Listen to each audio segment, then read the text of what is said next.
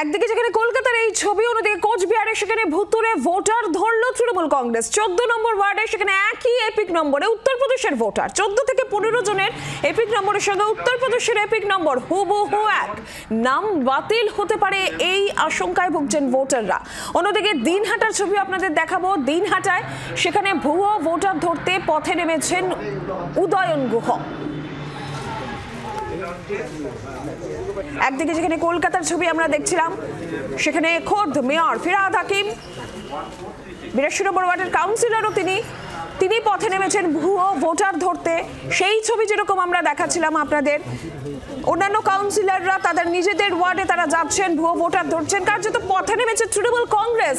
আর এরই পাশাপাশি কোচবিহারের ছবিও আপনাদের যেরকম আমরা দেখাচ্ছি, মাথা ভাঙায় সেখানে ভুয়ো ভোটার ধরতে পেরেছে তৃণমূল কংগ্রেস। এপিক নম্বর উত্তরপ্রদেশের এপিক নম্বরের সঙ্গে একদম এক, এরকম 14 থেকে 15 জনের সন্ধান পাওয়া যাচ্ছে। এরই পাশাপাশি দিনহাটার ছবি, যেখানে উদয়ন গুহ ভুয়ো ভোটার ধরতে পথে নেমেছেন।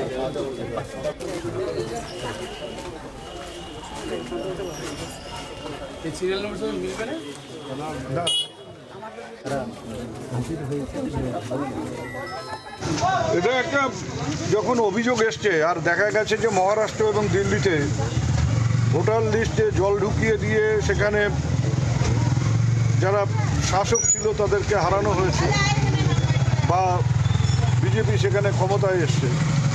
আমরা এখানে 1 ইঞ্চি জায়গা কোনো অবস্থাতে ছাড়ব না, যাতে একেবারে ভোটার লিস্ট তৈরি করা থেকে শুরু করে ভোট গণনা পর্যন্ত কোনো রকম সমস্যা যাতে কেউ তৈরি করতে না পারে, কোনো রকম জল যাতে কেউ না মেশাতে পারে, সেটাকে লক্ষ্য রেখে আমরা কাজ করে যাচ্ছি।